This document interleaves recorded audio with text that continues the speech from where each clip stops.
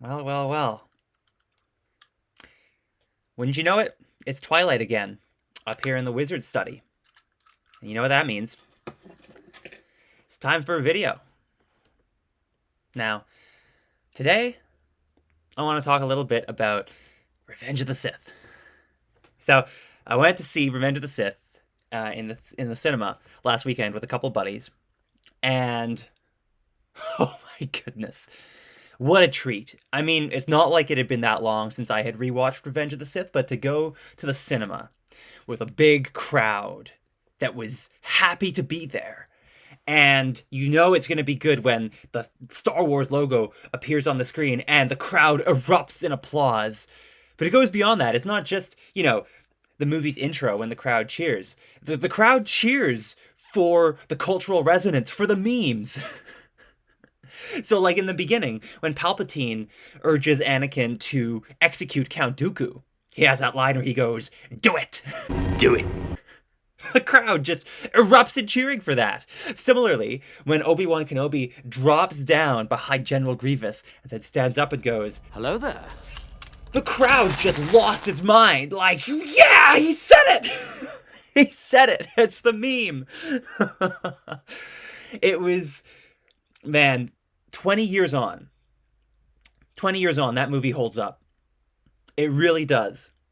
Now, I was 10 years old in 2005 when I first saw Revenge of the Sith in the theater. And it was, at the time, it was mind-blowing. I mean, for a 10-year-old, that movie was absolutely astounding. And, I had seen Attack of the Clones. I had seen it in the theater in 2002. But I think I was a little too young for that movie at the time. I was 7 years old, and I just remember not really getting it. I remember that there was a lot that I just didn't really understand. Fast forward 23 years later, Attack of the Clones is actually one of my favorite Star Wars films, though I do think that Revenge of the Sith is the superior film. But,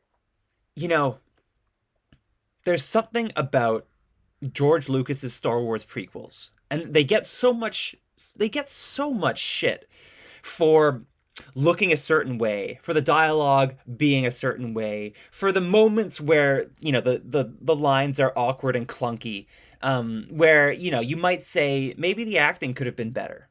But truly, when you step back and look at it, 20 years on from its release, you see that Revenge of the Sith it's a full, unique vision. It is basically unlike any other movie that you can watch. And I think that's what makes it, or that's one of the things that makes the Star Wars prequels, as well as the originals, of course, but I'm talking mainly about the prequels here. I think this is one of the things that makes the prequels really, really, really, really special, is that there are no other movies like them. And that's taking all of the great elements and all of the questionable elements from them. There are no other movies like The Phantom Menace, Attack of the Clones, and Revenge of the Sith. I mean, what other movie can you find that has dialogue in it, like the dialogue that passes between Anakin and Padme? You're so beautiful. It's only because I'm so in love. No. No, it's because I'm so in love with you. So love has blinded you? Well, that's not exactly what I meant. But it's probably true. What other movie has a line like in Revenge of the Sith when Obi-Wan says to Anakin in the middle of a lightsaber fight, "Anakin, Chancellor Palpatine is evil," and Anakin throws it back at him, "From my point of view, the Jedi are evil." Is it the best writing ever? No. Could that same thing have been delivered with some more subtle and sophisticated writing? 100%. Does the fact that that line is a little awkward and clunky take away from my enjoyment of the film even a little bit? No. Does my rating, let's say I'm going to give this movie a rating out of 10. Does my rating of this movie drop because of all these elements that could have been better? Dialogue, acting, CGI. You know, there are points in the prequel trilogy when you can fairly say, that's basically PlayStation 2 graphics. But I also have a counterpoint to that. The prequel trilogy, the Star Wars prequel trilogy, first of all, it's not science fiction. It's epic high fantasy, right? A long time ago in a galaxy far, far away, it's Once Upon a Time. And what George Lucas and the team, you know, Industrial Light and Magic and everyone who worked on those movies, what they created is a fully realized fantasy world. And I would encourage people rewatching those movies to view the CGI heavy backdrops as like paintings. And I think that the movies can be said, those 3 movies can be said to have a consistent art direction all throughout that never falters, but only builds upon itself.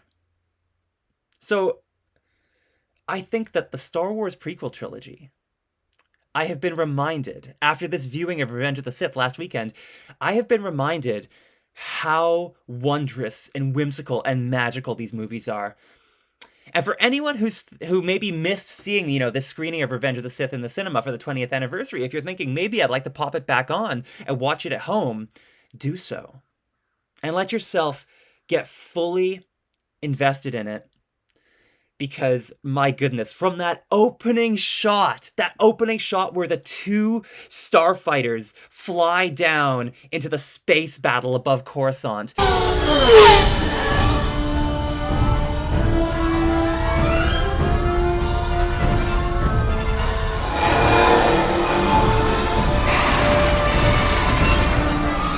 Oh my gosh. Star Wars Episode 3, Revenge of the Sith. At this point, all I have to say is thank you, George Lucas. And of course, I would be remiss if I didn't mention John Williams as well.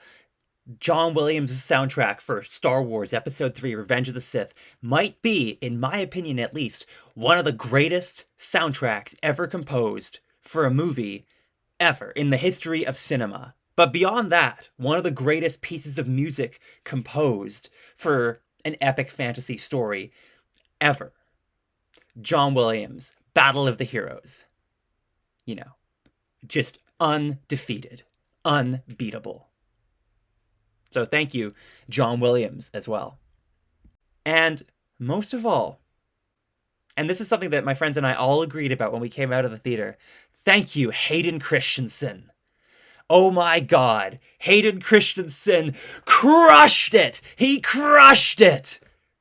I can't think of anyone in that role who I would prefer to see than Hayden Christensen doing the fall to the dark side of Anakin Skywalker. Thank God that George Lucas stayed the course on those movies and made them the way they were with all of their flaws. Because ultimately, all of those flaws are just human. And obviously I'm biased because I've loved Star Wars since I was a little kid. And I felt a little bit burned, a little bit offended by the stuff that's come out that's called Star Wars under the Disney banner. But that is the subject for a whole separate video, and we'll get there eventually. But for now, if you're thinking about it, go ahead and rewatch Revenge of the Sith. It is truly so good. Oh, one last thing about it. One last thing. Ian McDiarmid, if that's how you say his name, Ian McDiarmid as Chancellor and then Emperor Palpatine, might be my favorite performance in all of the original 6 Star Wars movies. Maybe excepting James Earl Jones' performance as the voice of Darth Vader. I mean, maybe James Earl Jones' performance is the greatest performance in Star Wars. But Ian McDiarmid as Emperor Palpatine, as the veneer of the Chancellor is slowly stripped away, and he delivers some of the greatest lines in cinematic history. One of my favorites being, "Once more the Sith will rule the galaxy." And we shall have peace. And we shall have peace. God, I just fucking love Star Wars so much, man. Anyway, I think that's all I got for today. I kind of just wanted to talk about how much I love Revenge of the Sith, and I'm so glad that the 20-year anniversary re-release is doing well in theaters. It's amazing. So, for the rebellion, for the Republic, Star Wars will never, never, never die. All right. Talk to you next time. Take care.